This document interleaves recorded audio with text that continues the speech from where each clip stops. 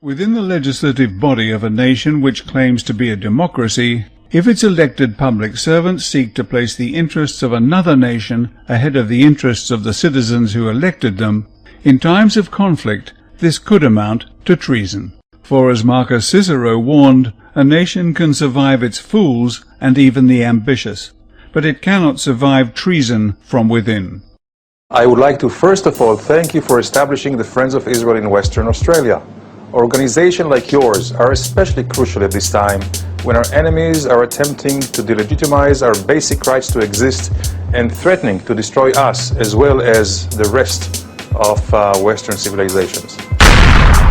Goodness gracious, when I thought it was Israel that was trying to destroy the Palestinians while attempting to make the rest of us go along with their outrageous behavior. We left Rafah and headed northeast along the rubble and debris-strewn roads towards an area called Khazar. They came straight in here, and these are the tank tracks. When they arrived here, they got first to a village called Al-Najah. This is it, and this is what they did. More than 20 people died here, including a woman, locals told me, shot dead while waving a white flag. Zaytun, a few miles north, also flattened by Israeli bulldozers. But in this house, they'd herded 100 members of the Samuni clan, and then they shelled it, killing 49 of them. Jonathan Miller's moving report is noteworthy because the truth about Israel's actions against the Palestinians is so rarely told, and told so well.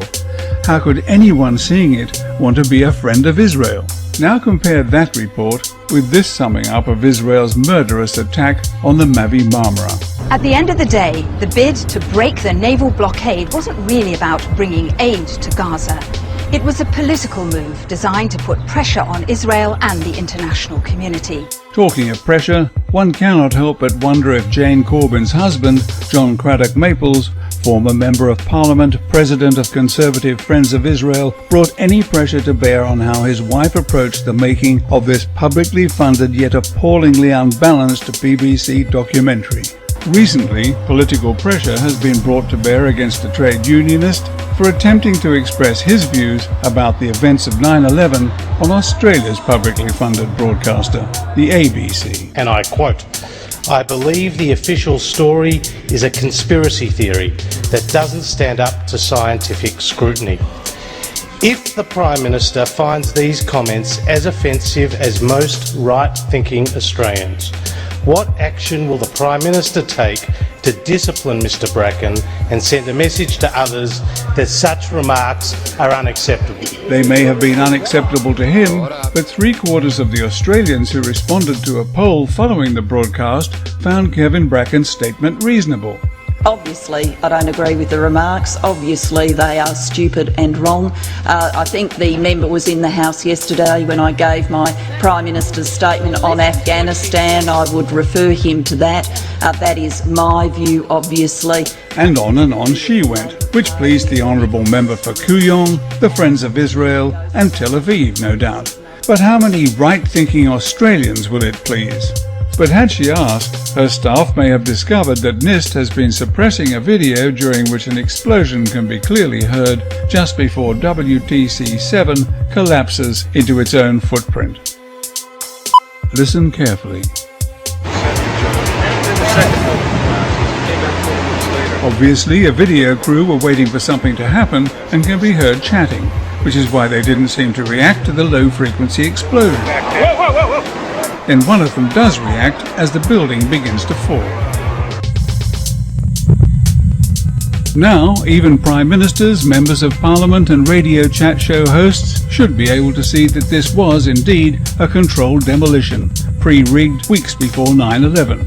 To fit into the hijacked planes knocked down huge buildings legend, WTC-7 must have been the intended target of the plane which was almost certainly shot down by a military pilot who ignored the NORAD stand-down. Or the people who attacked the United States in New York, shot down the plane over Pennsylvania and attacked the Pentagon. Of course, the official story does not include terrorists shooting down a plane. They were supposed to be inside them. The so-called 5 dancing Israelis, arrested on 9/11 having been seen dancing, laughing and high-fiving as the towers collapsed, provide yet more evidence that there was pre-knowledge of the attacks. And at that point we were taken for another round of questioning, this time related to our allegedly being members of Mossad.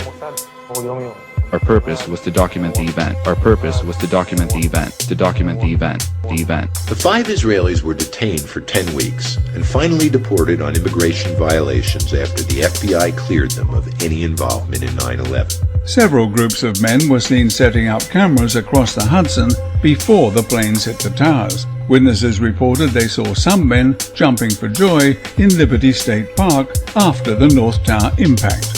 But one camera crew were less public about it, for they seem to have found a very discreet camera position in order to document the event, with an excellent landmark to help with plane spotting. Unlike the park foreman shot, this looks like waiting for the event to happen.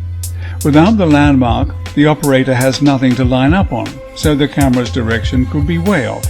The plane pulled out of its dive above the Statue of Liberty, and having the camera pointing over Ellis Island was the ideal place to pick it up and follow it on the last 8,000 feet of its murderous journey. Using Google Street View, I was able to identify the camera position.